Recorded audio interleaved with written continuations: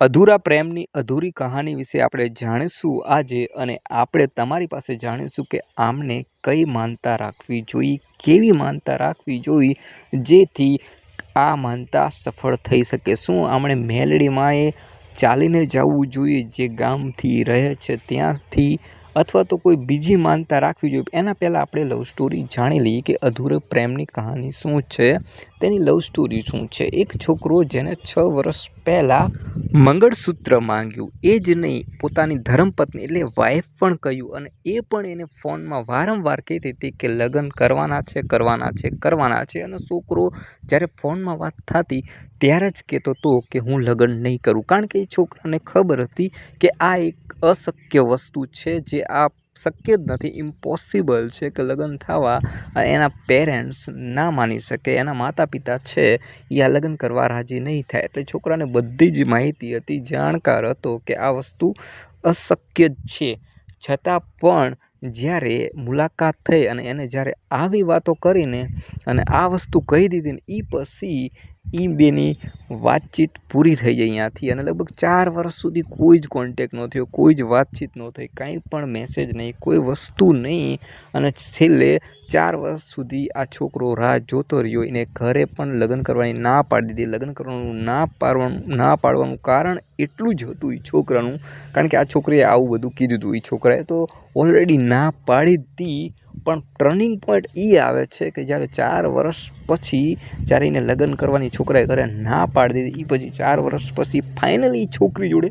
એ છોકરાની વાત થાય છે, અને એ છોકરો જ્યારે એને વાત કરે છે તો પહેલાં જ આ જ મૂકે છે કે લગ્ન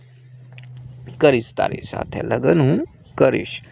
પણ એ છોકરી છે એ પછી લગ્ન કરવાની ના પાડે છે। જ્યારે એ છોકરી લગ્ન કરવાની ના પાડે છે કે હું લગ્ન નહીં કરું નહીં કરું નહીં કરું, છોકરો ઘણો મનાવવાનો પ્રયત્ન કરે છે, બધી જ માહિતી આપે છે, સચોટ જવાબ આપે છે, અને દરેક વાત કરે છે કે એની જિંદગીમાં શું શું પ્રોબ્લેમ આવ્યા, એને કેટલું બધું ખોઈ નાખ્યું, પોતાના ચહેરાની હસી ખોઈ નાખી, જે એના શોખ હતા, જેની હોબીઝ હતી, દરેક વસ્તુ, એ પછી ડાન્સ હોય, ડ્રોઈંગ હોય, પેઇન્ટિંગ હોય, રંગોલી હોય, કોઈ પણ વસ્તુ હોય તે દરેક વસ્તુ તેને છોડી દીધી, અને એ છોકરીના જે વિચાર છે એમાં જ ખોવાયેલો રહેતો હોય, જે એને મંગળસૂત્ર માંગેલું હતું એના જ વિચારો કરતો હતો। અને ફાઇનલી જ્યારે આ વસ્તુ એને કીધી તો એને છોકરાને ખોટું લાગ્યું, પણ કદાચ એ છોકરો માની પણ ગયો કે જે 4 વર્ષ સુધી કોઈ રાહ જોઈ હોય, એટલો ટાઈમ આ વસ્તુ કરી હોય તો પછી ના પાડી શકે છે, તો એને એક્સેપ્ટ કરી લીધું, અને એ છોકરીને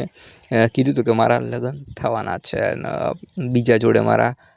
પાકું જ થઈ ગયું છે, અને આમ છે અને તેમ છે। ખરેખર એ છોકરીનું કોઈ જ વસ્તુ થઈ નથી, હજી એની કોઈ સગાઈ પણ નથી થઈ, કાંઈ જ નહોતું થયું, લગ્ન પણ નહોતા થયા, છતાં પણ છોકરી આવી રીતના વારંવાર કહેતી એ છોકરાને, અને છોકરાએ માની લીધું અને એક્સેપ્ટ કરી લીધું કે ભાઈ તારી જિંદગી છે, તારે જે કરવું હોય કર, બીજા સાથે લગ્ન કરી શકે છે, એમાં કોઈ જ પ્રોબ્લેમ નથી મને। પણ પછી એક પોઈન્ટ આવ્યો જ્યારે છોકરાએ શાંતિથી કહી દીધું કે તમારે જો મારી સાથે દોસ્તી રાખવી હોય તો રાખી શકો છો, ના રાખવી હોય તો નથી રાખી શકતા, એની સિવાય જે સારા વિચાર છે એ પણ તમારે જો લેવા હોય મારી પાસેથી તો કેસે લઈ શકો છો, એની સિવાય કંઈ તમારે મદદ જોતી હોય તો પણ તમે માંગી શકો છો, બાકી આજથી હું તમને એક દોસ્તની નજરથી જોઈશ, એની સિવાય કાંઈ નહીં। એ છોકરાનો જ્યારે છેલ્લો મેસેજ હતો ને ત્યારે એ છોકરીએ પાછો ફરીથી એકવાર મેસેજ કર્યો અને કહ્યું કે એક વાત કહું, એક વાત કહીને જ્યારે વિડીયો કોલની શરૂઆત, 4 વર્ષ તો ઓલરેડી એના જે કહેવાય ને કે જે એની વચન હતા, જે એના પ્રોમિસ હતા, એની ઉપર એને નિભાવી દીધા હતા। ફરીથી પાછા જે 2 વર્ષ હતા, એ 2 વર્ષ કેટલું છોકરો રડવાનો હતો, કેટલું રોવાનો હતો, એના માટે વારંવાર રડવાનો હતો, કારણ કે ફક્ત ને ફક્ત એ છોકરી આ સમયની અંદર એને કદાચન કોઈ જ એની અંદર મનમાં શું હશે એ મને નથી ખબર કે એ છોકરીના મનમાં શું હશે શું નહીં હોય, પણ એ છોકરીએ જે આ છોકરાને એટલો હેરાન કર્યો છે, એટલો પરેશાન કર્યો છે, એટલો રોવડાવ્યો છે ને જેની કોઈ હદ નથી। કદાચન એ 1 મહિનો વાત કર્યો હોય થોડી ઘણી જેવી તેવી, અઠવાડિયામાં એકાદી વાર મેસેજમાં કે 2 વાર કે 3 વાર, અથવા તો ક્યારેક વિડીયો કોલ કરીને વાત તો શું કરે, એ કોઈ પણ સ્પષ્ટીકરણ નથી આપ્યું, કોઈ પ્રકારની વાત નથી કરી, ફક્ત વિડીયો કોલ, એ પણ મૂંગા, અને જે પણ પૂછ્યું એ કદાચન જે એ છોકરાની જાણકારી છે એ જ બધી લીધી, અને છોકરાએ દરેક વાત સાચી જ કીધી, એક પણ વાત તેને ખોટી ના કીધી, દરેક વાત એને સત્ય કીધી, છતાં પણ એને આ મોઢામાંથી એક શબ્દ ન નીકળ્યો એ છોકરા માટે. 4 વર્ષ તો ઓલરેડી હતા જ તે, પણ બીજા 2 વર્ષ એવી રીતને એને હેરાન કરી નાખ્યો, એટલો પરેશાન કરી નાખ્યો કે કોઈ પણ જાતનું કંઈ જ ના કહ્યું. એ છોકરાએ પહેલાં જ આઝાદી આપી દીધી હતી કે તું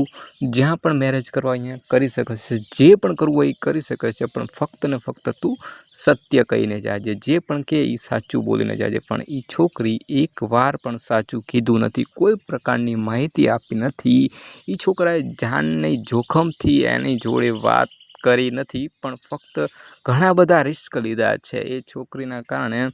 ઘણા દોસ્તાર ભેગું ઝઘડી ચૂક્યો છે, બીજા ભેગું પણ દુશ્મની લઈ લીધી છે, અને ઘણી જગ્યાએ એના કારણે પ્રોબ્લેમમાં ફસાયો છે. ઓલરેડી 4 વર્ષ તો એ ફસાયેલો જ હતો, પણ બીજા 2 વર્ષ પણ ફસાયો, છતાં પણ એ છોકરીના મોઢામાંથી એક શબ્દ ન નીકળ્યો કે જે એ છોકરાને સાચી માહિતી આપે, સાચું કહી શકે. છેલ્લે સુધી એવી રીતને એને ફસાયો કે જાણે હું એની સાથે જ મેરેજ કરીશ, એવી રીતને છોકરાને ફસાઈને રાખ્યો. છોકરાએ કદાચ ઘણા ટાઈમ સુધી એનો ઇગ્નોર સહન કર્યો, એની બધી જ વસ્તુ સહન કરી. ફક્ત એને 1 મહિનો ઇગ્નોર કર્યા તો એ છોકરી આ છોકરાને ગાળું દેવા સુધી પહોંચી જઈ, છતાં પણ એ છોકરો ચૂપ રહ્યો, અને છતાં એ છોકરીને એક્સેપ્ટ કરી, પણ છતાં પણ એ છોકરી મોઢામાંથી એક શબ્દ ન બોલી, અને ફાઇનલી એ છોકરી ચૂપચાપ હગાઈ કરી લીધી, લગ્ન કરી લીધા, અને જતી પણ રહી. છતાં પણ એ છોકરાને એક મેસેજ કરીને માફી પણ ન માંગી શકી, એક શબ્દ ન કહી શકી કે મારા લીધે ઘણું હેરાન થયા, અને છતાં પણ મેં છેલ્લે કાંઈ પણ ન કીધું, મેં લગ્ન કરી લીધા, છતાં પણ એક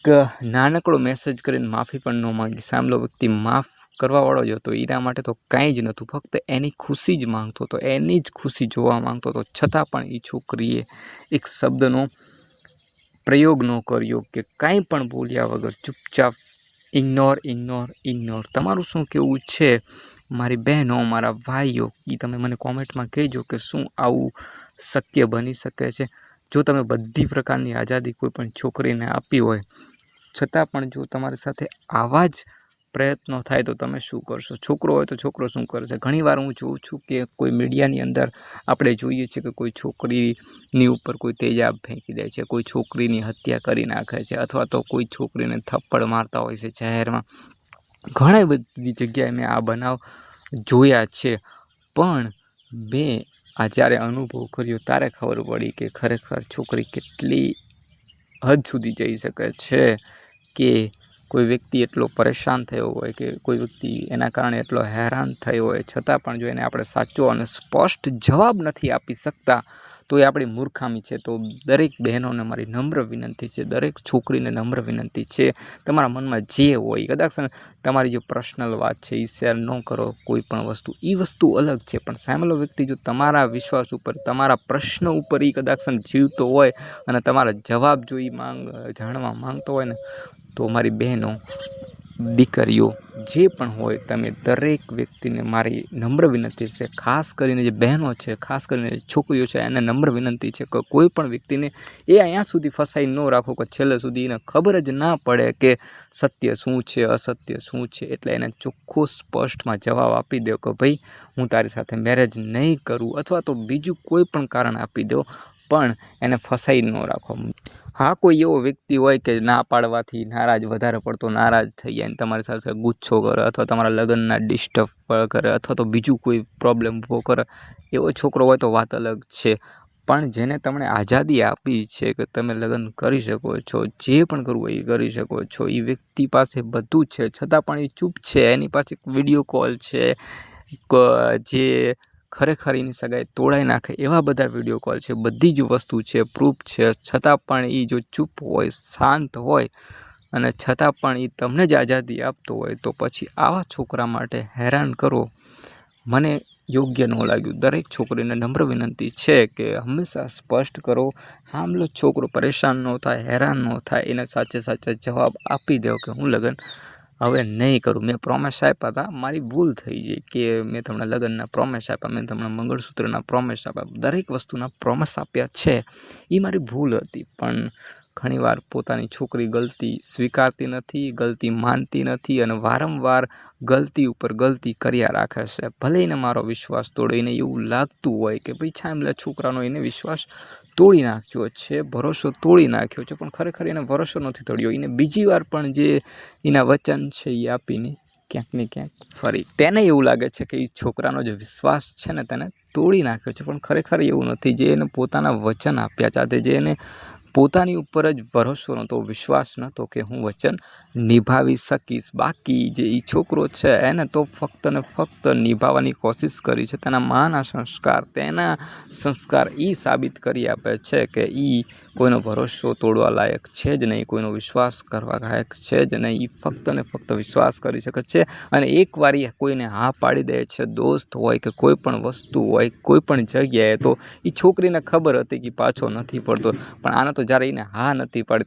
પાડી છતાં પણ 4 વર્ષ તો ઓલરેડી એને નિભાવ્યા જ. એ પછી 2 વર્ષ એને નિભાવ્યા છતાં પણ એ છોકરીને